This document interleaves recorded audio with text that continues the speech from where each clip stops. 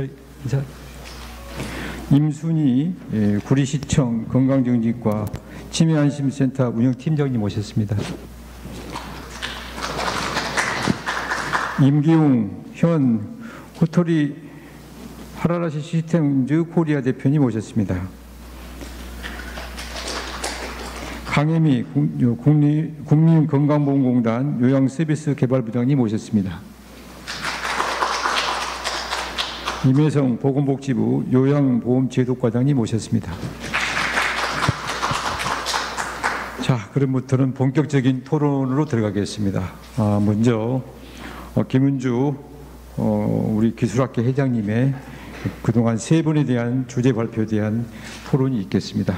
여러분들의 가지고 계시는 본인의 생각을 격의 없이 토론해 주시기 부탁드립니다. 시간 관계상 아까 주최 측에서 7분을 이야기했는데 아마 7분 가지고는 되지 않을 것 같고 8분에서 9분 정도는 끊겠습니다. 대신 9분은 초과하지 마십시오. 5분이기 때문에 5분 끝마치시고 또 여기 계신 주제 발표자님들의 한 말씀 말씀 듣고 끝내려면 앞으로 1시간 이내에 끝내기 쉽지 않습니다. 아무튼 그 7, 8분은 좀 지켜주시고 여러분 협조해 부탁드리겠습니다. 자, 그럼 먼저 우리 김은주 회장님의 토론문 듣겠습니다. 네, 전주대학교 작업치료학과 교수이자 대한보조기술학계 회장 맡고 있는 김은주입니다. 예, 지역사회 방문 작업치료에 관한 논의와 실행은 이미 저희 학문 분야에서 이미 오래된 학문적 임상적 논의 주제의 한 가지였음을 의심할 여지가 없습니다. 작업치료를 여기 계신 분들이 아마 들어는 보셨을 거라고 생각하는 분들이 많지만은 사실 작업치료가 참 많이 알려지지 않은 부분이 아직도 있어서요. 작업치료가 장애나 노화로 인한 기능 저하로 인한 작업 참여가 어려운 사람들에게 의미 있는 활동, 그것이 꼭 우리가 부르는 작업이라고 부르는데요. 예, 그 작업을 가능하게 치료하는, 중재하는 전문가들은 이제 작업치료사라고 부릅니다. 그래서 작업치료사들은 단순한 신체 기능의 문제뿐만이 아니고 각 개인이 가지는 작업, 즉 활동들을 평가하고 대상자의 기능과 환경, 각각의 상태 및 사람과 환경 간의 상호작용을 평가하는 과정을 통해서 건강을 회복하고 유지하고 장애 예방을 도모하는 관점을 가지고 접근합니다. 그래서 작업치료사는 작업, 즉 활동을 중심으로 해서 건강과 장애를 바라보는 좀 독특한 관점을 가지고 있는 전문가 집단입니다. 예, 그래서 저는 사실은 이제 작업치료사이면서 대한보조공학기술학회 회장을 맡고 있는데요. 대한보조공학기술학회는 이제 주로 보조기술을 통한 장애의 어떤 그런 그 해결 이런 것들을 이제 주로 관심을 가지고 있는데 노인들의 경우에 지금 저희 학회에서 그 커뮤니티 케어 사업에 참여를 하고 있습니다. 그래서 노인 대상으로 해서 낙상 방지 사업을 주로 하고 있습니다. 그래서 전주시 커뮤니티 케어 사업에 참여해서 일반 노인을 대상으로 해서 웰빙 가정환경 조성 사업이라고 하는 사업과 작업치료사와 함께하는 어르신 낙상 안심 사업을 진행했고 또 올해에도 참여를 하고 있습니다. 그래서 저희가 하는 일은 대상자의 신체, 인지 기능과 생활하고 있는 주거 환경을 평가해서 컨설팅을 제공을 하고요. 동시에 환경 수정과 함께 낙상 방지 교육을 실시하는데 이것은 이제 노화가 진행이 되어도 더 안전하고 건강한 일상생활 활동을 할 수 있게 그리고 지역사회 참여 유지를 목적으로 하는 사업입니다. 그래서 사실은 형태는 낙상 방지 안심 사업 이런 제목을 가지고 하고 있지만 사실은 작업치료사들의 제가 방문 치료의 한 주제라고 볼 수가 있습니다. 그래서 제가 서비스에 대한 작업치료 서비스는 두 가지 측면에서 좀 접근해야 할 것으로 생각이 됩니다. 그래서 먼저 의료 스과를 선정하는 방문 재활과 같은 의료 전문 재활의 연장선상에서도 고려를 해야 될 것이고요. 사회 재활의 일환으로 접근되어야 할 환경 수정을 통한 활동, 작업 수행을 증진하고 유지하는 측면으로도 고려가 되어져야 될 것 같습니다. 그래서 저희 학회에서 진행하고 있는 전주시 사업에서는 주로 이 사회재활의 일환이 환경 수정 측면에서 접근을 하고 있는데, 예, 제가 아까 그 발표자분들 그 발표를 들으면서 잠깐 조금 말씀을 꼭 언급을 하고 지나가야 될 부분이 있을 것 같아서 말씀을 드리는데요. 예, 아까 그 영양 측면에서, 방문 영양 측면에서 잘 드시지 못하는 분들에 대한 어떤 식사 치료적인 측면까지를 좀 확장해서 필요하다 이렇게 얘기를 하셨는데, 사실은 작업치료사의 법적으로 정해진 작업치료사 업무 범위 안에 삼킴장애 재활치료, 연화곤란에 대한 치료가 명시되어 있고요. 그리고 인지재활치료, 일상생활 훈련이 작업치료사 업무로 명시되어 있습니다. 그래서 사실은 방문재활에서 얘기하고 있는 일상생활 활동의 증진이라든지 이런 것들이 사실 작업치료사가 이미 직무로 가지고 있는 이런 영역들이다라고 하는 걸 한번 좀 짚어드리고 싶고요. 예, 마스크를 쓰고 말씀드리려니까 예, 숨 조절이 안 돼서요. 죄송합니다. 저는 이제 제가 서비스 사업에 참여해 본 경험자로서 좀 제가 서비스의 성공을 위해서 좀 몇 가지 이런 것들 말씀드려야겠다 하는 것들이 있는데요. 우선 앞에서도 말씀하셨지만 적절한 대상자를 선정하는 것하고 서비스의 양을 산정하는 것이 굉장히 중요할 것이라고 생각이 듭니다. 의료기관에서 연계돼서 제가 서비스를 받는 경우에는 의료적인 판단에 의해 치료적으로 필요한 부분을 계획하는 것이 오히려 어렵지 않은 일일 수 있다라고 생각이 되지만, 의료 서비스를 받지 않고 있던 대상자, 그러니까 저희 같은 경우는 일반 노인을 대상으로 하고 있기 때문에 어떤 의료적인 판단이 없는 상황에서 서비스를 제공을 했고요. 예, 그래서 그런 경우에는 대상자 선정과 서비스 양을 산정하는 평가 과정이 꼭 필요하다라고 하는 것이고요. 이 과정이 생략되거나 간과되었을 때 필요 이상의 서비스를 제공한다거나 중복 서비스가 제공됨으로 인해서 재원이 낭비되거나 혹은 반대로 서비스의 사각지대가 발생하게 되는 이런 두 가지 문제가 다 생길 수 있다라고 하는 점을 제가 실제로 목도하였습니다. 그래서 근데 문제는 우리 사회에서 이러한 선별 과정에 들어가는 서비스 전문가 서비스에 대한 지불에 되게 인색해요. 그래서 좀 이러한 정말 맞춤형 그 사람에게 맞는 서비스를 제공하기 위해서는 정말 전문가들이 잘 할 수 있는 이런 영역들에 대해서 좀 인정해 주는 부분들도 굉장히 중요하지 않은가라고 생각이 들고요. 그래서 맞춤 서비스가 잘 정착하기 위해서는 이러한 전문적인 과정인 작업치료의 평가라든지 이런 것들에 대한 적절한 인건비 산정 이런 것들도 좀 보완해 나가야 될 필요가 생각이 됩니다. 왜 제가 이 말씀을 드리냐면 전문가로서 평가하고 가정 내 수정사항에 대해서 컨설팅을 저희가 진행을 하고 있는데, 그 과정보다 오히려 작업치료사가 그런 컨설팅을 해서 지시해서 단순한 집수리를 시행해주는, 그러니까 가정 환경 수정을 실제로 이제 하는 그런 기술자들의 인건비 책정이 작업치료사보다 훨씬 더 높게 책정이 되는 이런 또 좀 불합리한 실제 상황들이 있었기 때문에 지금 제가 말씀을 드리고요.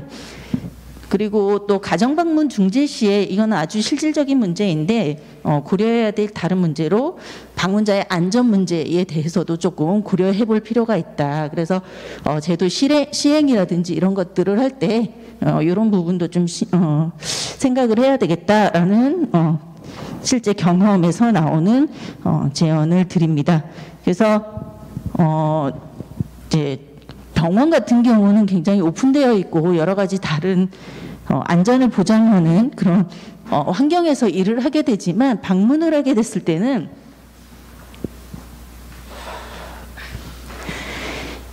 여러 가지 다른 상황들이 발생될 수 있겠고요. 그래서 저희는 이제 2인 1조로 방문 서비스를 제공을 하고 있는데, 그거는 이제 서비스의 내용상 이제 두 사람이 방문할 필요도 있습니다. 그래서 그게 이제 주된 이유기는 하지만, 부차적으로 어떤 1대1 대면 상황에서의 어떤 돌발 상황에 대한 우려도 저희가 고려를 해서 2인 1조로 움직이고 있습니다. 그래서 그런 좀 어려움들, 이런 것도 실제 앞으로도 사업을 진행하거나 제도를 만들 때도 이런 부분들도 좀 신경을 써야 되지 않을까라고 생각을 합니다. 예, 그래서 전주시 커뮤니티 케어 서비스 실무를 시행하고 있는 작업치료사 당사자로서 방문 재활 및 재가 서비스는 의료적 서비스로서의 작업치료와 사회적 서비스로서의 작업치료 중재가 함께 효과를 이루어야 효과 있고 의미 있는 최적의 결과를 얻을 수 있겠다는 생각이 들었고요. 서비스가 이루어지는 다양한 분야들과 함께 환경 변화에 따른 최적의 새로운 접근법을 고민해야 할 때임을 강조하면서, 시간이 짧다고 하셔서 빠르게 마무리하도록 하겠습니다. 수고하셨습니다. 제가 너무 죄송한 것 같은데요. 작업치료사들의 역할에 대해서는 아까 주재 발표자도 말씀을 하셨는데, 사회적 순편익이 증가하고 비용이 절감하는 효과가 있었다라는 문제는 우리도 한 번쯤 이 문제에 대해 이제 접근을 하고, 이 문제에 대해서 사회적 합의를 이룰 수 있는 또 전문가들의 의견도 한번 다시 제가 추진해 보려고 준비를 하고 있습니다. 오늘 주재 발표자도 잘하셨고 토론자도 상당히 의견을 잘 내놓은 것 같습니다. 다음에는 임순희 구리시청 건강증진과 운영팀장님의 토론이 있겠습니다.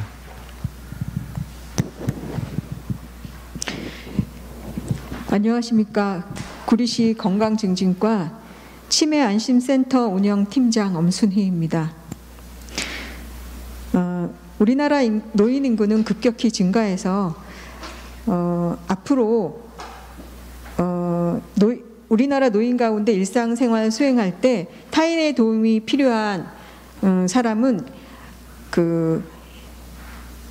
24.6%로 약 4분의 1의 노인이 누군가의 도움을 필요로 하는 것으로 나타나고 있습니다. 고령화가 심해짐에 따라서 노인과 거동이 불편한 가족을 돌보는 문제는 이제 우리 모두가 직면하게 될 문제라고 생각합니다. 이러한 시점에서 방문 역량과 방문 재활을 중심으로 한 신규 재가 서비스 발굴 및 돌봄 체계 활성화를 위한 정책 토론회가 개최되게 돼서 매우 뜻깊게 생각합니다. 보건복지부의 2017년 노인 실태 조사에 따르면 노인의 역량관리 상태 조사 결과 40% 정도는 역량관리 주의가 요구되는 수준이고 20%는 역량관리 개선이 필요한 수준으로 나타났습니다. 노인들은 노화, 질환 등으로 전반적인 신체 기능이 저하되고 건강상의 문제를 겪고 있고, 특히 음식물의 섭취 및 소화의 필수인 식기 능력 저하로 인해서 일상생활에 크게 불편을 느끼고 있습니다. 맛있는 음식을 섭취하는 것은 인간이 누릴 수 있는 기본적인 즐거움인데, 그것을 제대로 누리지 못하면 큰 스트레스가 될 뿐만 아니라 결국 영양 불균형, 영양 불량으로 이어지게 될 것입니다. 저는 보건소에서 오랫동안 영양사로 근무를 했었고요. 또 지금은 치매 환자와 그 가족에게 치매에 대한 통합적인 서비스 지원을 하고 있는 치매안심센터에서 근무하고 있습니다. 근무를 하면서 만났던 어르신들 중에서도 질병이나 노화로 인해 거동이 불가능해서 식료품 구입에 어려운 어르신들이 많이 계셨고요. 또 이분들은 지자체에서 지원받고 있는 밑반찬이나 도시락에 전적으로 의존할 수밖에 없었습니다. 또 식품교환 상품권 등이 지원되더라도 그것을 이용할 수 있는 상황이 아니시기 때문에 결국 영양 불균형으로 이어지는 그런 상황이 되고 있었습니다. 또 대부분의 어르신들이 당뇨나 고혈압, 뇌졸중 등의 중증 만성 질환으로 인해서 약을 복용 중이셨기 때문에 또 약으로 인한 부작용이라든지 또 식사에 어려움이 있다든지 치아 부실이 있다든지 해서 굉장히 힘든 분들이 많이 계셨습니다. 또 시설에 거주하고 있는 어르신의 대부분들도 평소 살던 곳이나 지역사회에서 살기를 희망하시지만 노인 돌봄 서비스 대부분은 본인의 의사를 반영하지 못하고 시설과 병원을 중심으로 이루어지고 있는 실정입니다. 특히 최근 같은 코로나로 인한 감염에 취약한 시설이 아닌 살던 곳 가정에서의 노인 돌봄 서비스의 필요성이 더욱 커졌다고 할 수 있습니다. 우리는 거동이 불편하거나 일상생활을 혼자 수행하기 어려운 노인 등 가정에 계신 어르신들을 위해서 무엇을 할 수 있을지요? 무엇보다도 어르신들이 가정에서 건강하게 계속 살아가는데 필수 요소는 안전하고 건강한 식생활을 지원하고 영양 상태를 관리해 주는 것입니다. 전문가인 영양사가 가정 방문을 해서 영양 판정을 하고 이에 맞는 영양 관리를 해드리고 식사 지원을 수행해서 영양 불량이 심한 분들께 집중적인 관리 지원이 이루어져야 하겠습니다. 가정에서 건강한 식사를 할 수 있도록 지원하는 데 있어서 방문 영양 관리와 연계한 식사 지원 제도도 필요합니다. 우리보다 빠르게 초고령 사회에 진입한 일본의 경우 고령이나 질병으로 인해서 섭식 기능이 저하된 노인을 대상으로 하는 개호식품을 개발해서 제공하고 있습니다. 2000년 개호보험 제도 도입과 함께 고령자용 개호식품 개발이 본격적으로 이루어졌고 대부분의 개호식품은 개호보험을 적용받는 대상자가 재택 서비스, 즉 배달 서비스로 이용을 하고 있습니다. 2014년에는 스마일 케어식이라는 새로운 명칭으로 아주 약한 힘만으로도 씹어서 먹을 수 있는 식품, 또 잇몸으로 부수어서 먹을 수 있는 식품, 혀로 으깨어서 먹을 수 있는 식품, 또 페이스트, 무스, 젤리 등 다양한 형태로 제공이 되고 있습니다. 향후 우리나라에서도 고령자들의 특성에 맞는 고령 친화 식품 개발이 필요할 것이고 또 주제 발표에서 언급한 바와 같이 방문 영양 서비스와 연계해서 완전 조리식품, 영양 보충식품, 질환별 영양 장바구니 등을 통해서 직접 식품 및 식사를 가정으로 지원해 드림으로써 실질적인 재가 서비스의 질을 확보할 수 있겠다고 생각됩니다. 치매에 걸려서 기억을 못하는 환자들도 평소 좋아하는 음식을 드시면 기분이 좋아지신다고 하시고요. 중증 환자들도 사는 집에서 매일 건강한 식사를 하시기를 원하십니다. 거동이 불편하거나 일상생활을 혼자서 수행하기 어려운 노인이 가정에서 건강한 노후를 보낼 수 있게 한다는 돌봄 케어의 실현을 위해서는 도움을 줄 수 있는 전문 인력인 영양사가 가정 방문을 통해서 영양 관리 및 식사 지원을 하는 방문 영양 재가 서비스 지원이 반드시 필요할 것입니다. 방문 영양 서비스는 노인 한 분 한 분이 식사를 통해 기본적인 인간의 존엄성을 유지하고 몸이 불편하더라도 스스로 식사와 균형 있는 영양 상태를 유지하고자 하는 주체성을 살려주는 존엄 케어로서 국가가 책임지고 노인 장기 요양보험 재가 서비스에 방문 영양 서비스 도입을 조속히 제도화하여야 합니다. 고령화 시대 질적으로 국가에서 보장하고 믿을 수 있는 가정방문 영양 서비스 제공을 통해서 노인의 보건의료 서비스 만족도를 높이는 것은 물론 노후의 건강 증진 및 생활 안정과 자립을 도모하고 삶의 질을 향상시킬 수 있으리라 생각됩니다. 아울러 국가 차원에서 재택 영양 케어를 제공함으로써 만성 질환을 관리하고 의료비 절감에도 기여할 수 있을 것입니다. 정부가 노인 돌봄 케어 강화의 필요성을 인식하고 다각적으로 노력하고 있는 상황에서 대한민국 노인의 건강한 삶을 위해 가장 기본적인 영양 관리 및 식사 지원을 위한 방문 영양 서비스가 국가 차원에서 이행될 수 있도록 법제화 및 노인 장기 요양보험 제도에서의 수가 보장 필요성을 다시 한번 강조하며 토론을 마무리하겠습니다. 의원님 수고 많으셨습니다. 재가 방문 영양 서비스 도입에 대한 방안과 또 국내 보건복지부가 현재 식사 영양 관리에 대해서 시범 사업을 하고 있는 데가 국내에가 지금 4개가 강주 서구와 부천시, 진천군 또 부산 진구가 있네요. 이걸 전면적으로 실시해 주라는 우리 영양사업계의 요구도 있고 또한 우리 토론자님의 의견도 가득 곁들여 있는 것 같습니다. 의견 잘 들었습니다. 다음에는 임기웅 현 후토리 하비라 시스템즈 코리아 대표님의 토론이 있겠습니다. 발표해 주십시오. 네, 안녕하세요. 조금 전에 소개받은 호토리 하비라 시스템즈 코리아의 임기웅이라고 합니다. 사실은 오늘 주제 발표해 주신 분부터 토론자분들까지 사실 대부분 아마 물리치료 쪽이나 작업치료, 영양사 이렇게 아마 실제적인 전문 직종에서 근무를 하신 분들로 알고 있는데 사실 오늘 참석한 저의 경우는 이 세 직종에 어느 한 곳에도 들어가지 않습니다. 다만 이제 제가 이 자리를 오게 나오게 된 부분들은 현재 저희가 지금 운영을 하고 있는 주간보호센터를 좀 설명을 좀 드리는 부분들을 통해서 저희들이 아마 말씀하셨던 내용들을 실제적으로 저희들이 얼마만큼 현실에서 활용을 하고 있고 그 현재에서 어떻게 적용을 하고 있는 사례들을 좀 더 말씀드리는 게 나을 것 같아서 오늘 좀 그 말씀을 좀 드리려고 합니다. 사실은 이제 저희가 실제적으로 주간보호센터를 오픈한 지가 2년 반 정도 되었는데요. 저희 주간보호센터 좀 특징을 좀 말씀을 드리면은 저희가 다른 주간보호센터와는 다르게 물리치료사 그리고 작업치료사 그리고 저 같은 경우 운동처방사까지 같이 상주를 하면서 좀 어르신들에게 서비스를 제공을 하고 있습니다.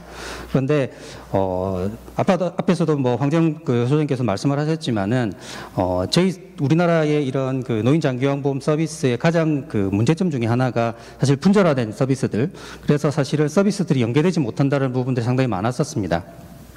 그래서 저희들이 처음에 사업을 시작을 할 때 이런 통합제거라고 하는 지금 우리나라의 통합제거가 지금 실시가 되고 있는데 그런 부분들을 이제 표방을 하면서 시작을 했고요. 그렇게 하면서 지금 이제 주간보호뿐만 아니라 방문요양 그리고 방문간호부터 해서 사실 전체적인 재가 서비스의 전체 틀을 만들기 위해서 이제 준비를 하고 있는데 하다가 보니까 저희들이 가장 필요로 하는 한 곳에 비는 부분들이 어떤 부분들이었냐면 바로 재활이었습니다. 그러니까 실제적으로 저희들이 주간보호센터에 일을 하고 있는 서비스를 제공하는 직원들이 재활 직종이 상당히 많음에도 불구하고 이 방문 재활이 이루어지지 않다고 보니까 사실은 이 서비스를 시설 내에서밖에는 제공을 못했던 부분이 상당히 많았었죠. 그래서 어르신들에게 서비스를 재활을 하면서 나름대로는 저희들이 거의 전문적으로 서비스를 많이 해왔기 때문에 상당히 의학 내에서는 지금도 여러분들 아시겠지만은 상당히 요즘에 주간보호센터들이 재활 중심의 주간보호센터들이 많이 확산이 되고 있고 많이 생겨나고 있습니다. 하지만 대부분의 경우들이 이런 재활 중심의 서비스를 못하는 이유 중에 하나가 뭐냐면 나중에 이런 재활이라고 하지만은 실제적으로 형태만 재활이지 거기 재활 직종에 들어가 있지 않고 운동장비 몇 개 갖다 놓고 재활이라고 얘기를 합니다. 또 거꾸로 얘기를 하면은 또 저희 같은 경우는 재활이라는 말을 제대로 쓰지도 못합니다. 왜냐하면 저희들이 재활 직종이 있음에도 불구하고 저희들이 재활이라고 하는 의사 처방이라든가 지시서 없이도 너희가 왜 이런 재활 서비스를 해? 라고 하는 주변에 이런 말들도 나오고 있는 상황들입니다. 제가 왜 이런 말씀을 드리냐면은 저희 같은 경우는 지역 내에서 이런 의료와의 서비스 연계를 하기 위해서 그 지역 주변에 있는 재활 병원들과 연계를 하기 위해서 그쪽에 병원을 찾아가서 저희들과 한번 얘기를 나눴었습니다. 그래서 저희 이런 만성기 질환에 계신 어르신들이 계시면은 저희와 예를 들면은 병원에서 금방 급성기로 이거 퇴원을 하셔야 되거나 나오셔야 될 분들이 계시다고 한다면은 병원에 못 계시니까 저희가 이런 재활 서비스를 통해서 일단 집으로 복귀하는 부분들 돕겠습니다 하고 말씀을 드리니까 대부분의 경우들은 의사 선생님들 그런 얘기 하십니다. 당신네들이 무슨 근거를 가지고 그런 재활 서비스를 하고 무슨 지시서를 받아서 처리를 하느냐 이런 식으로 반발을 많이 하셔서 사실 지금은 저희들이 적극적으로 재활을 얘기를 못하는 경우들도 많고요. 그래서 현실에서는 당연히 우리가 이런 좋은 서비스를 하기 위해서 나왔지만은 여러 가지 면에 있어서 이런 경쟁사들이 재활이라고 하지 않는 부분에 있어서 여러 가지 상황들 그리고 우리와의 부딪힘들 이런 것들이 있다 보니까 상당히 저희들이 이런 체계를 갖춰 나가는데 상당히 많이 어려움이 있었습니다. 특히 아시겠지만 요즘에 이제 코로나 상황이 이뤄지고 난 이후에 대부분 요양병원에서 나오시거나 아니면 요양원에서 이제 퇴원하셔서 나오셨는데 집에 계시면서 실제적으로 이런 재활 서비스를 원하시는 분들 상당히 많았었습니다. 그래서 저희 주간보호에 모시고 와서 하다 보니까 저희 주간보호 같은 경우는 거의 절반 이상이 휠체어를 쓰십니다. 그러니까 상당히 그분들도 예를 들면은 저희 송영 서비스를 할 때 편도로 저희 같은 경우는 한 30분 이상 오시는 경우들도 있으세요. 먼 거리에서. 왜냐하면은 주변에는 이런 재활을 치료를 하거나 아니면은 병원 말고 이런 서비스를 받을 수 있는 곳이 없었기 때문에 30분 먼 송영 시간을 견디시면서도 오시는 경우들이 상당히 많습니다. 예, 그만큼 이런 이용자분들에서 요청은 상당히 많은데 이런 부분들을 저희들이 계속적으로 이어나가기 위해서 어느 정도 주간보호에서는 한계를 많이 느끼는 부분이 많습니다. 왜냐하면 저희가 이렇게 열심히 프로그램을 하고 진행을 했을 때 원내에서는 사실 사고가 거의 나진 않습니다. 그런데 이상하게 집에만 가시면 사고가 납니다. 왜냐하면은 대부분 원내에서는 여러 가지 안전장치라든가 전문가들이 옆에 있기 때문에 충분히 가능했는데 이런 부분들 집에 가시면은 이런 환경도 바뀌고 여러 가지 상황들이 바뀌다 보니까 자연스럽게 더 많은 사고가 일어나셔서 가시는 경우들이 많았었습니다. 그래서 저희들이 좀 생각을 했던 거는 뭐냐면 이게 주간보호 내에서만 해서는 안 되겠구나. 이걸 저희들이 이제 가정에까지 가야 되겠구나를 생각을 하면서 저희들이 이제 끝나고 나서 어르신들 송영을 할 때 집에 가서 그 어르신들이 어떤 생활을 하시는지를 잘 봅니다. 그러다가 예를 들면은 앉았다 일어나는데 자주 사고가 나시는 부분이 있다라면은 손잡이도 달아드리기도 하고 미끄럼 방지라든가 이런 조치를 해드리면서 이런 용품들을 제대로 쓰실 수 있게 교육을 해드렸습니다. 그러다 보니까 자연히 이제 예를 들면 집에서의 사고도 많이 줄어들었었고 그래서 이런 것들이 조금 더 우리가 만약에 원활하게 이어질 수만 있다라고 한다면은 저희들이 예를 들면 지금 현재 현행법상에서는 물리치료사가 가서 어르신들한테 이런 것들을 못 해드리는 부분이 많습니다. 그래서 저희 현재 내에서 예를 들면은 운동 처방사가 예를 들면 가서 프로그램을 진행을 한다거나 아니면은 여기도 제가 토론문에도 썼지만은 지금 방문 간호하시는 분들이 상당히 이런 운동 치료를 하시는 경우들이 많으세요. 왜냐하면 실제적으로 이런 의료적인 조치를 할 수 있는 부분들이 간호사에 밖에는 없는데 우리나라 지금 서비스 내에서는 근데 실제적으로 방문 간호사분들이 요구를 하시는 분들 중에는 이런 재활에 관련된 욕구들을 서비스를 해결하지 못하기 때문에 대응 안 되는 부분들이 상당히 많다고 하십니다. 그러다 보니까 음성적인 서비스들이 자꾸 양산이 되면서 사실은 얘기하는 경우들 그래서 심지어는 저희 주변에 있는 방문 요양보호사분들이 저희한테 오셔가지고 이렇게 간단히 집에서도 할 수 있는 운동 처방이라든가 이런 것들을 가르쳐 달라고 얘기를 하셔서 저희들이 몇 번 지역에 있는 방문 간호사분들 모시고 이런 프로그램들 운영을 했던 적도 있습니다. 그러니까 결국에는 뭐냐면은 이런 욕구나 시장에서의 욕구들은 항상 존재를 하고 있는 상황인데도 불구하고 이런 것들이 사실 법제화되어 있지 않기 때문에 자꾸 음성적으로 나타나는 부분들이 많은 부분들이 생겼기 때문에 가능하면 이런 부분들이 빨리 이런 방문 재활이라는 것들이 제도화되었으면 한다는 것들이 저희 생각이고요.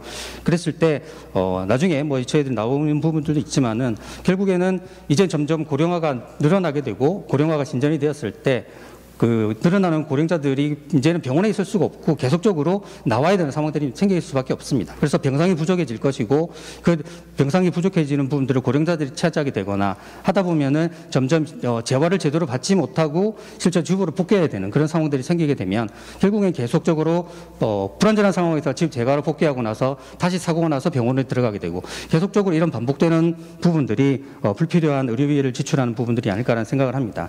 그래서 이런 부분들에 있어서 의 원활한 사실은 이제 우리나라도 커뮤니티 케어라고 하는 부분들 이제 워낙 사실 상식적으로 많이 이야기를 하고 있지만은 현장에 갔을 때는 아직도 의료 서비스와 이런 요양 서비스가 연계라는 부분들이 잘 이루어지지 않고 있고 그래서 이런 부분들이 제대로 이루어지기 위해서는 결국에는 의료 서비스들의 부분에 있어서 조금 더 선택지들이 좀 많아져야 되지 않을까 이런 상황들이라고 생각을 합니다.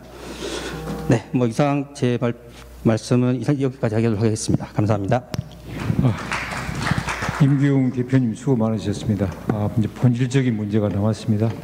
의사들의 지도냐 처방이냐 이 문제가 지도에 있어서 의사들의 양해와 양보가 있다면 충분히 방문 재활이나 방문 영향도 순조롭게 진행될 수가 있을 건데 그러지 못한 데서 원하는 분이 불합리성이 상당히 제약이 있지 않냐라는 그 말씀인 것 같습니다. 말씀 잘 들었고요. 지금부터 현재까지는 현장 중심에 있는 각 지역의 전문가들의 의견을 들었다면 지금부터는 이제 집행적 기능에 있는 건강보험공단과 또 복지부의 두 분의 의견이 상당히 여러분들과의 약간 다른 견해도 나올 수 있고 아니면 이해가 나올 수 있는 부분도 있었을 것 같습니다. 두 분의 어떤 또 이 토론이 오늘의 또 하이라이트가 될 수 있을 것 같고 또 합의점을 찾을 수 있는 길이 되지 않을까 생각합니다. 다음에는 우리 강혜미 국민건강보험공단의 요양서비스개발부장님의 토론문이 있겠습니다. 발표해 주십시오. 예, 안녕하십니까. 저는 건강보험공단 서비스개발부장 강혜미라고 합니다. 지금 자장님께서 지금 소개를 해주시면서 묵직한 멘트를 좀 날려주셨는데요. 예. 저는 지금 이제 그 공단에서 사실은 이제 확실하게 정해지진 않은 방향이긴 하지만 굵직하게 현재 향후 방향에 대한 핵심만 좀 짚어서 말씀을 드리도록 하겠습니다. 우선 세 분의 발제자님들의 내용이 너무 인상 깊었습니다. 그리고 제가 또 많은 것들도 배웠고요. 또 오늘 큰 수확을 또 얻어서 가는 그런 계기가 되는 것 같습니다. 먼저 저희 건강보험공단에서는 K 장기요양 프로젝트가 진행 중에 있습니다. 그래서 신규 서비스 개발에 중점을 두고 업무를 추진하고 있는데요. 그 요양시설 내에서는 기능 회복 훈련이라고 해서 개발 프로그램이 있습니다. 그래서 이 부분이 조금은 이제 착실하게 차분차분 이제 진행이 되고 있으나 제가 해서는 사실 그 구체적 방안은 현재 없습니다. 그래서 이후에는 노인 건강 증진, 예방 완화를 위한 것들이 필요하다는 데는 다들 공감을 하고 있습니다. 통합돌봄 등 정부의 신규 정책 추진, 또 신노년 세대 유입 등으로 다양한 서비스 요구가 증가하고 있고요. 그중에 또 수급자의 신체 기능 향상을 위해서 방문 재활, 방문 영양 등의 신규 서비스 도입 필요성이 계속 제기가 되고 있고요. 또 사회적 공감 분위기가 마련되고 있는 게 현실입니다. 그래서 이에 대한 이제 도입 공감대 형성이 무엇보다 중요하다고 생각이 되고요. 또 현재 공단에서는 방문 재활 서비스 개발을 위한 정책 연구가 진행 중에 있습니다. 연구원을 통해서 우리 이제 지금 진행이 되고 있는데요. 이 연구를 통해서는 서비스 내용, 서비스 제공 범위, 기간, 인력, 시설 기준 등 연구를 통해서 최적 모형을 설계하는 게 주 목적입니다. 특히 제가 해서 제공 가능한 전문적이며 표준화된 서비스 개발로 노후의 건강 증진과 노인성 질병의 예방 완화를 도모하고자 노력을 하고 있습니다. 이에 따라 또 재활 관련한 인력의 역할, 업무 범위, 관계 법령을 검토하여서 향후 제도화 대비해서 어떻게 기준을 정립하는지 구체적인 사업 모형을 개발할 필요가 있다라고 느끼고 있습니다. 근데 이제 오늘 각 협회나 이해 관계자님들 또 관심 있는 여러 우리 또 분들께서는 좀 확실한 구체적인 얘기를 좀 더 듣고 싶어 하시겠지만 이게 좀 진행 중이기 때문에 추후 내용도 좀 꼼꼼히 향후에 좀 보아야 하지 않을까라고 예상을 합니다. 다음은 재원 조달 등 재정 추계 검토 부분입니다. 재정에 대한 공감 언급도 계속 있었죠. 그래서 아마 우리 발표자님들께서도 이 부분은 조금 걸림돌이 될 것이다, 좀 꼼꼼하게 봐야 될 것이다라는 거에는 다들 동의하시는데요. 신규 서비스 개발을 했을 때 적정 급여 제공 기준 및 수가, 비용 효과 분석 등을 고려해서 장기요양 재정에 끼칠 영향을 사실 면밀히 검토해야 하고요. 또 전국 확대 사업 추진했을 때는 재정에 안정된 기반 위에 사업을 운영할 수 있도록 공단에서는 꼼꼼히 지켜보도록 하겠습니다. 시범사업 다음 운영입니다. 협회 등 이해관계자와 긴밀한 업무 협조, 의견 수렴, 또 공청회 등 일정 규모 지역을 대상으로 단계적 시범사업 운영하여서 결과에 따라서 본사업 등 제도화 추진이 좀 필요하다, 이렇게 생각이 됩니다. 오늘 모쪼록 이 자리가 방문 재활, 방문 영양 관심이 좀 구체화되는 계기가 되길 바라고요. 저희 공단도 좀 구체화되는 과정에서 좀 더 열심히 뛰어서 신규 서비스 개발에 앞장서는 그런 역할을 할 수 있도록 노력하겠습니다. 감사합니다.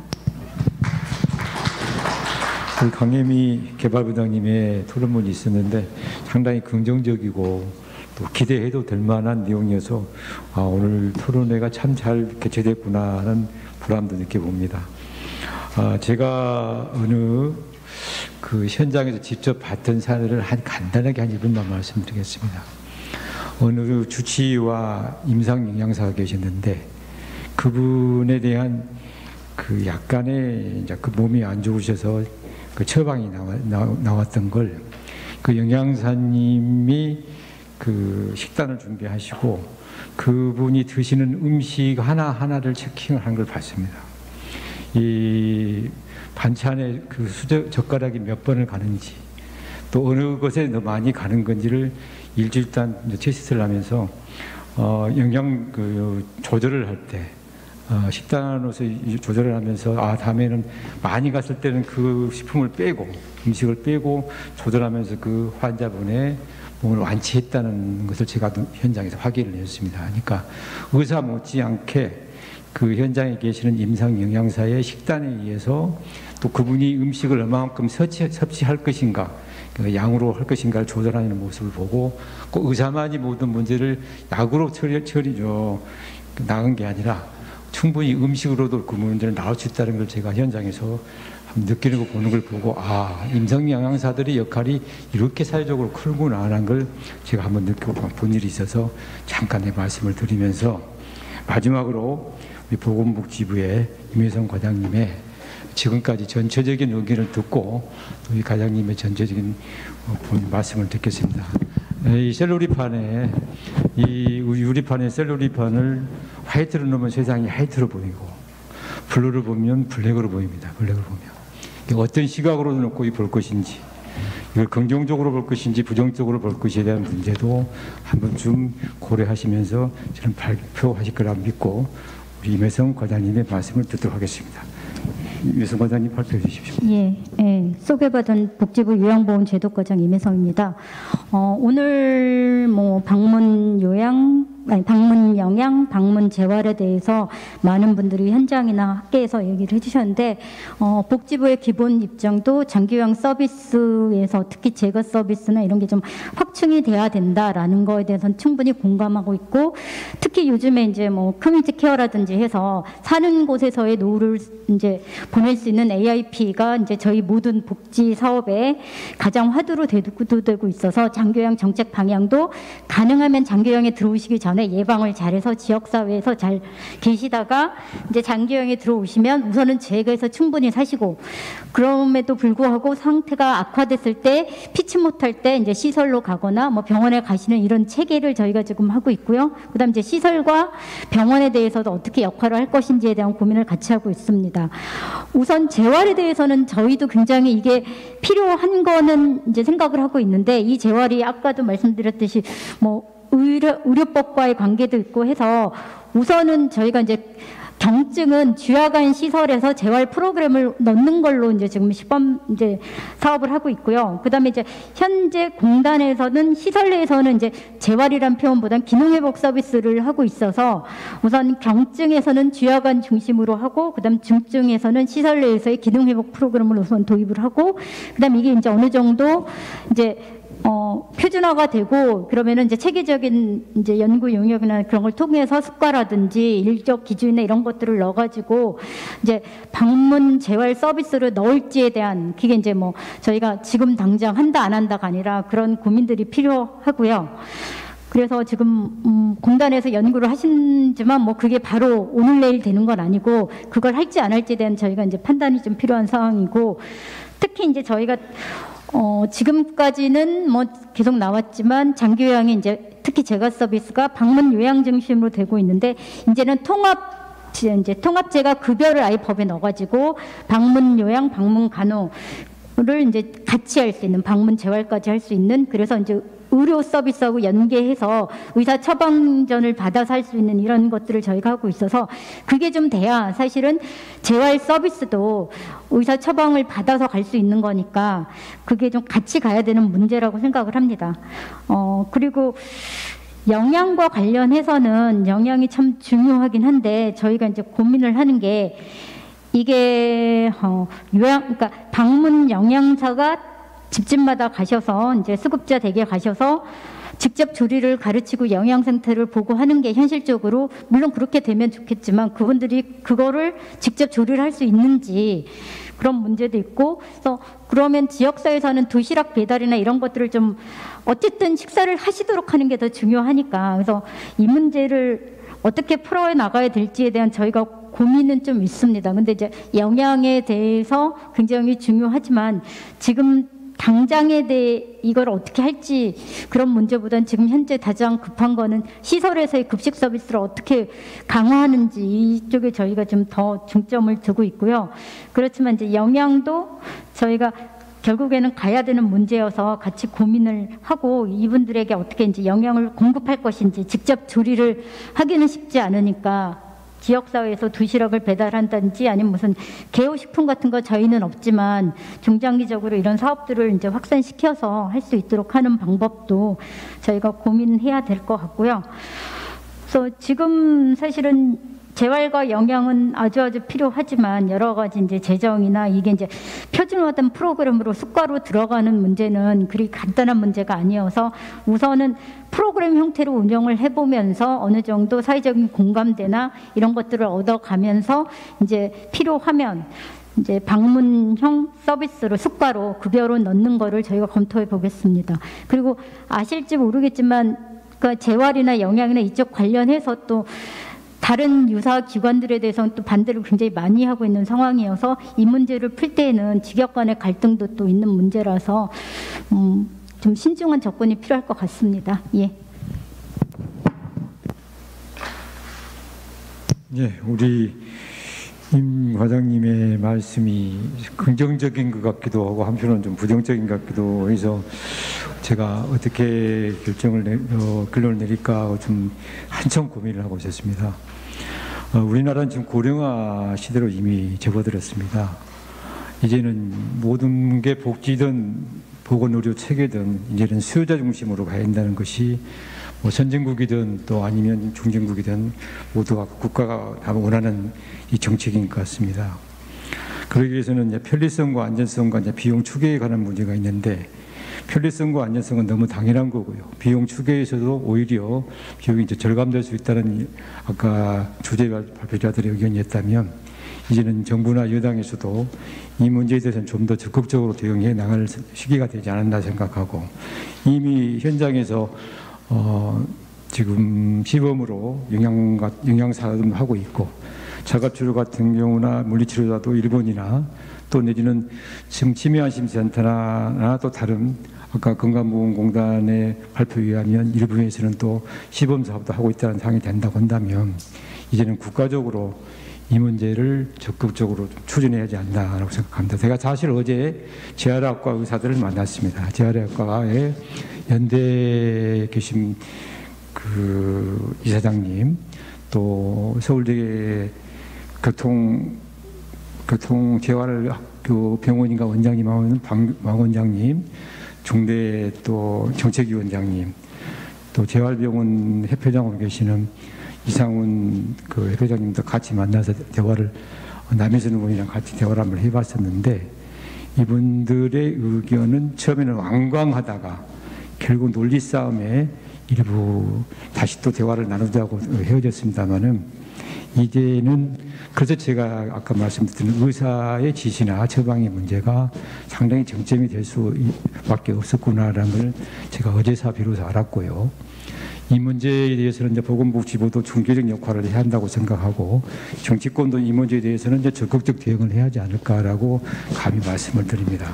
저도 제가 의장실에 오기 전에는 고위공직자가 되기 전에는 민주당에서 정책위 부의장과 중등본부장을 한 20년 넘게 겸하면서 이 문제에 대한 관심을 많이 갖고 지속적으로 노력해 왔는데 이 문제는 이제는 이제 물러설 사항이 아니라 적극적 대응으로 문제를 풀어야 하지 않을까라고 감히 말씀을 드리는 거고 우리 집행부이신 보건복지부 임 과장님께는 간곡히 말씀을 드리겠습니다. 실무 담당 과장님의 의견이 99%고 그 위에 국장님, 실장님, 차관님 이분들은 결재권자고 실무 과장님이 기한을 만들어 주지 않으면 위에 계신 분들은 결재를 할 수가 없습니다. 아무리 본인이 하고 싶어도 결재권자는 기한을 만들 수 있는 권한이 전혀 없습니다.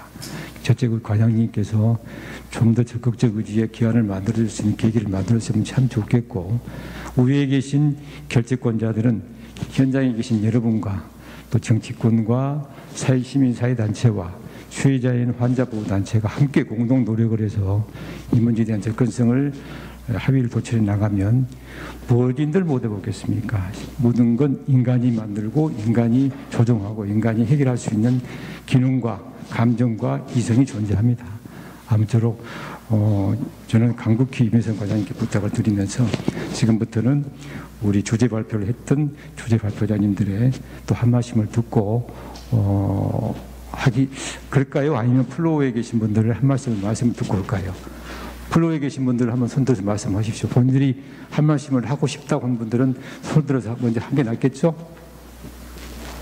없으면 그냥 주제 발표자들의 의견으로 가고 아니면 하시고 싶은 말씀이 꼭 있다라고 하는 분들은 손들어서 말씀 한번 하시고 어떤 게 낫겠습니까?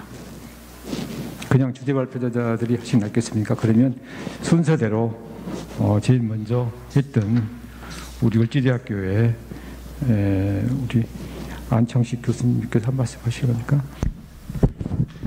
예, 굉장히 오랜 시간 동안에 장기간 이렇게 토론회가 진행되고 있는 것 같습니다. 토론자분의 의견, 긍정적인 부분으로 다 이렇게 들리고 있는데요. 아까 복지부 과장님도 저는 긍정적인 소견으로 이해를 하고 싶습니다.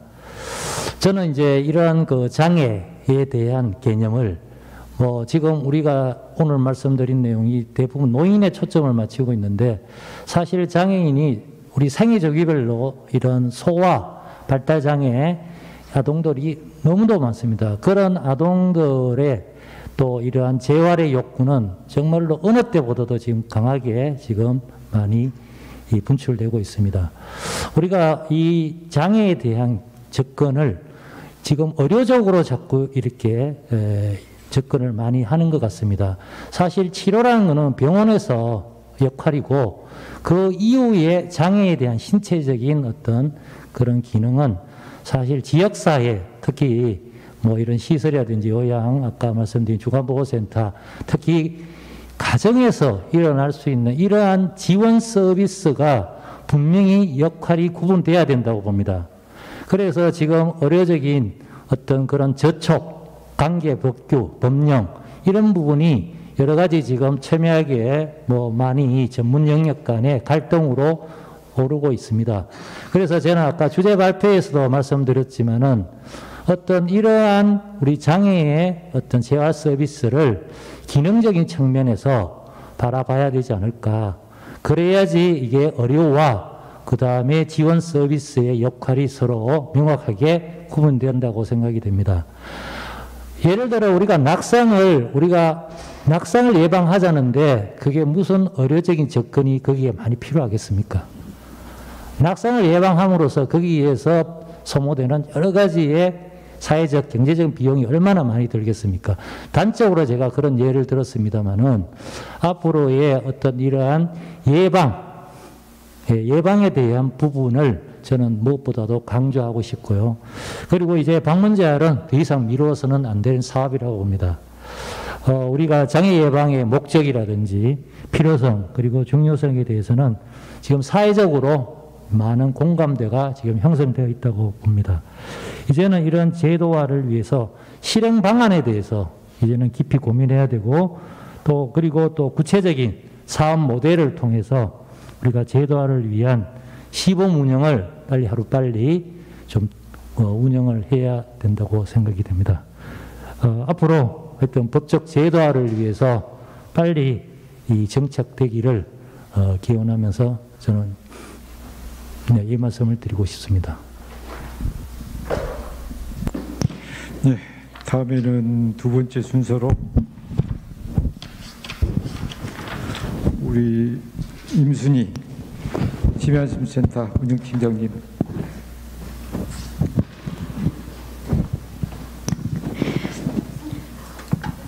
네, 한 말씀 하십시오. 네, 정정하겠습니다. 제 이름이 엄씨입니다. 엄씨, 죄송합니다. 네, 제가 보건소에서 근무하면서 현재는 치매안심센터에서 근무했지만 그동안 계속 건강증진 사업과 방문 간호 사업에 일을 같이 했었는데요. 아무리 지역의 대상자에게 아까 의료과장 복지부 과장님 말씀하신 것처럼 조리를 지도해서 그 사람들이 먹을 수 있다는 것보다는 그분들이 어떤 음식을 어떻게 먹어야 될지를 전문 영양사가 지도할 수가 있습니다. 그래서 특히 도시락이나 밑반찬 서비스도 전문 영양사가 개입이 돼서 어떤 음식을 어떻게 먹어야 하는지 그 사람의 건강 상태와 특성에 따라서 또는 섭식 기능에 따라서 또 소화 기능에 따라서 어떻게 먹어야 될지를 영양사가 지도하고 관리해 줄 수 있다는 측면이고요. 또 먹는다는 것이 사람이 하루 삼시세끼를 먹고 사는데 가장 기본적인 욕구이면서 가장 큰 기쁨을 주는 것이 또 먹는 기쁨이기 때문에 먹는 것을 이 건강 관리에 있어서 따로 떨어져서 우리가 생각할 수 없는 거고, 특히 환자들도 또는 치매 환자들까지도 맛있는 음식을 주는 것에 대해서 큰 행복과 또 마음까지 건강해지고 훨씬 더 영양 상태가 좋아지면서 또 다른 의료비를 절감할 수 있는 효과가 나오리라고 생각이 되고요. 또 이런 가정 방문, 방문 영양 서비스를 통해서 지역사회에서 함께 가족과 함께 돌봄 서비스를 받으면서 살 수 있다는 것, 지역에서 함께 특히 우리 아까 토론 주제에서도 나왔었지만 특히 독거라든지 이런 분들도 지역사회에서 함께 살 수 있다는 것이 굉장히 중요한 요소라고 생각이 됩니다. 수고하셨습니다. 다음에는 우리 황재영 센터장님 한 말씀 하시렵니까? 예, 사실 저희 다 동의하는 내용인 것 같습니다. 이 장교양이 이제 앞으로 전문화돼야 되고 다양화돼야 되는 거 과장님부터 해서 저희 모르는 분 누가 있겠습니까? 근데 그 다음은 사실 돈 문제거든요. 우리나라 장교양을 국민들이 내는 비용이 너무 작아요. 일본에서 보통 평균 한 6만 원씩 내거든요. 근데 우리 너무 작다. 사실 이 돈 가지고 좋은 서비스 받으려는 게 사실 한계가 너무 많다. 그래서 사실 우리가 이 장교양을 좀 더 돈을 많이 내야지 우리도 그 비용 대비 효과성이 있는 거지, 돈을 안 내면서 좋은 서비스 받겠다고 모여가지고 막 하는 것도 사실 이게 굉장히 깡패짓이거든요. 그리고요, 제가 잠깐 추계를 해봤는데요. 우리나라 256개 지자체에 재활치료사들이 10명 있는 걸로 해가지고요. 일본의 수가를 40분 4만 원 잡아가지고 5회 해줘가지고 잡으니까요. 한 달에 한 400만 원 나와요. 400만 원을 곱하기 2,560명 곱하기 하니까 1년에 방문 재활을 했을 때 1,200억 정도, 조금 더 잡으면 1,300억 정도면은 우리나라의 기본적으로 지자체에다가 한 10명 정도 최소한, 그러면 이제 퇴원 환자라든지 회복기 재활이라든지 이런 분들 그래도 기본적인 좀 할 수 있을 것 같아요. 그래가지고 하루에 5명씩 돌아다녔다고 해가지고 효과성 봤더니요, 못해도 산술적으로 그냥 잡았을 때요, 한 10만 명 조금 넘어가는 것 같아요. 1,200억 정도면, 조금 넘으면. 그래서 우리가 좀 보험비 더 내고요, 좋은 서비스 받아야 될 것 같습니다. 예, 이상입니다. 수고하셨습니다. 제가 좀 영양사 편을 좀 많이 든 것 같습니다. 제가 송수진 교수님을 먼저 하려다가 엄순희 팀장님을 모였던 것은 영양사들이 좀 힘든 것 같아서 한 번 더 하려고 내가 사실 돌렸습니다. 우리 마지막으로 우리 송수진 한남대 교수님의 한 말씀 듣겠습니다. 예, 간단히 말씀드리겠습니다. 먼저 토론자분들께서 좋은 말씀 많이 해주셔서 많이 배우고 가게 되었습니다. 예, 감사드리고요. 식사라는 것이 이제 굉장히 기본적인 요소임에도 불구하고 이것에 대한 요구가 잘 채워지지 않기 때문에 아까 말씀드린 대로 그런 노인 장기요양보험의 수급자라든가 그 가족분들이 이런 식사나 영양 지원에 대한 재가 서비스를 가장 좀 필요로 하는 것 같습니다. 우리가 방문 요양이나 방문 간호의 그런 이제 급여 매뉴얼을 살펴보았을 때도 그들이 이제 행하는 다양한 활동 중에서 식사나 영양이 들어있기는 합니다.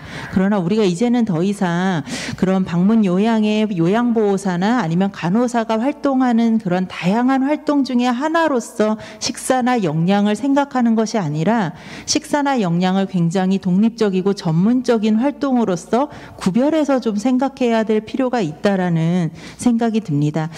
또한 이제 재가에서의 노인이 시설에서 이제 지내는 그런 노인들만큼이나 또 영양적으로 굉장히 취약한 부분들이 많기 때문에 시설에서의 급식과 또 재가에서의 식사가 함께 좀 이렇게 잘 제공이 될 수 있는 그러한 이제 재가 서비스 그리고 이제 시설에서의 급식을 더 서비스를 더 향상시키기 위한 방안 이런 것들이 좀 동시에 모색이 되고 방안이 마련되어야 할 것 같습니다.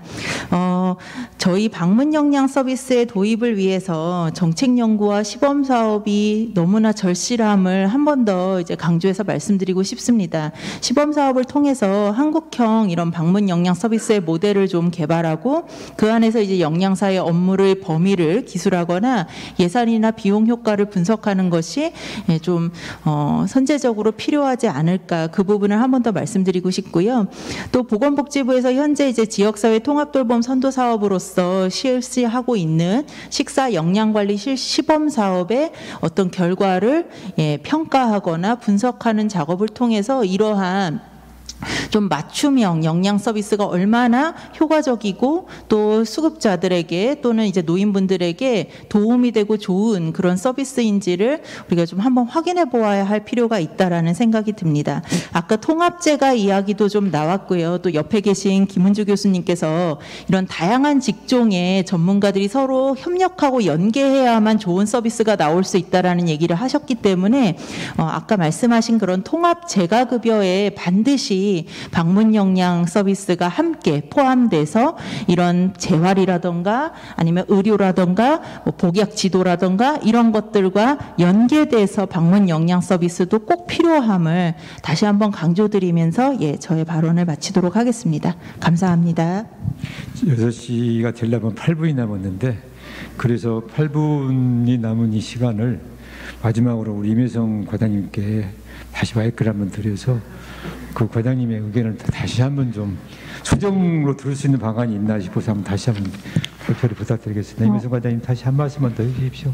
예, 안 그래도 제가 좀 바로 잡아야 될 게 있어서 지금 장기 요양 급여로 되면 그 급여 수급자만 받을 수가 있어요. 그래서 아까 말씀하셨듯이 그러니까 안창식 교수님 말씀하셨듯이 이제 소아 장애 아동 같은 경우 재활 서비스는 이게 급여가 되면 그건 받을 수가 없습니다. 그분들은. 그래서 사실은 이 재활을 지역 사회에서 그 해당되는 노인분들이 등급자든 등급 외자든 필요하신 분이 다 받도록 하면 사실은 장기요양 급여로 하면 안 돼요. 그거는 지역 사회에서 뭐 통합돌봄 서비스라든지 맞돌 서비스로 가야 되는 거라서 이게 이제 그 점이 좀 명확하게 돼야 될 것 같고요.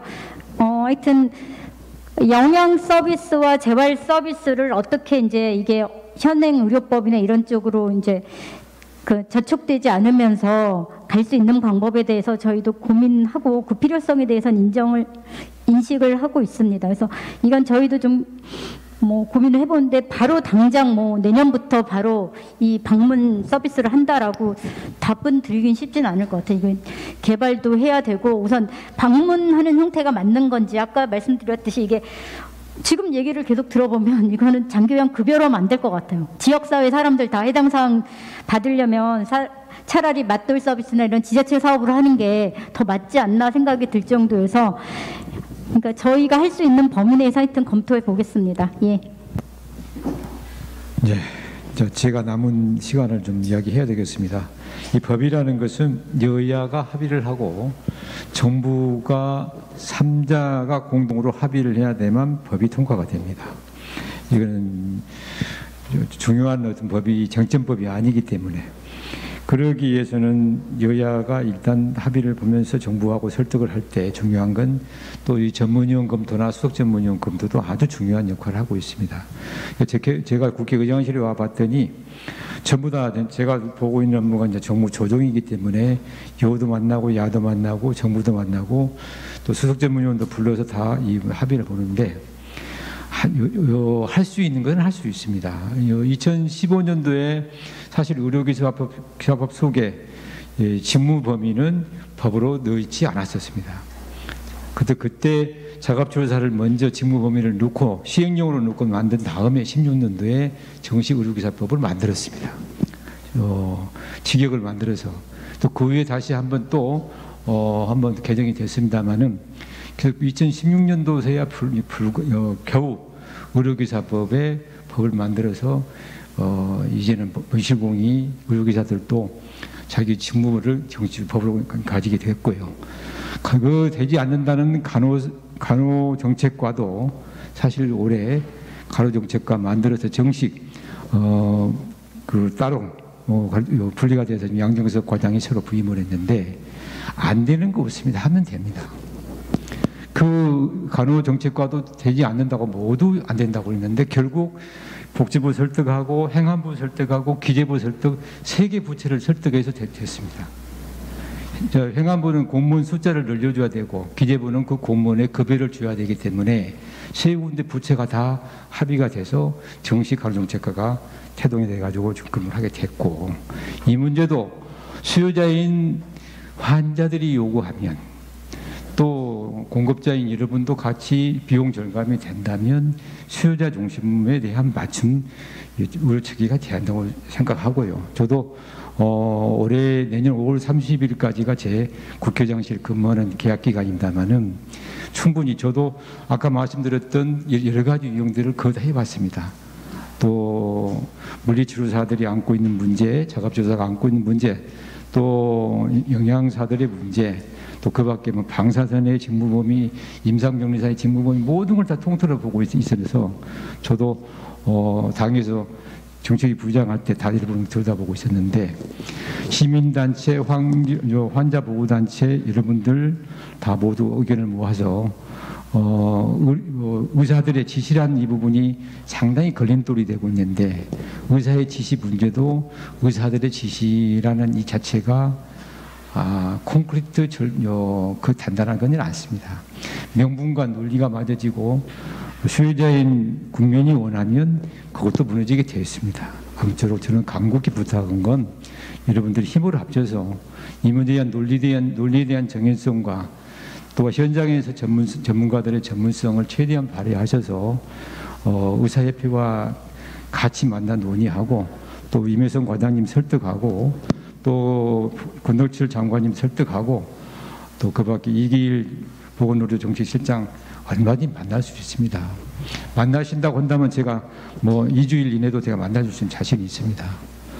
국회로 오십시오 해서 국회 제 방에서 여러분 같이 만날 수도 있고요. 단 대신 거기에 대한 당위성과 논리성을 잘 하시고 여러분과 또 학계에 계시는 교수님 전문가와 또 때로는 환자 단체의 그런 단체 임원들까지 같이 만나셔서 이 문제에 대한 논의를 하게 되면 충분히 재정적 요인이 어떻게 될 것인가에 대한 추계 문제와 또 내지는 그 환자들의 안전성과 정말 실질적으로 편리성이 도모가 되는지에 대한 이런 전체적인 자료를 모아주신다면 얼마든지 문제를 할 수 있고 의사들에게도 그 지시라는 부분이 지시를 놔두되 외해 기정을 두고 이런 노인들에 대한 접근성이 쉽지 않았을 때 의사들의 처방에 의해서 처방만 가지고 움직인다.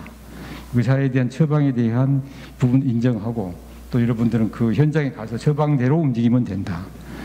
필요하면 영상통화를 해서라도 그 지시를 받을 수도 있다. 라는 어떤 특례조항을 만들어 놓고 시행령으로 넘긴다면 이 문제도 아니 되는 것은 없습니다.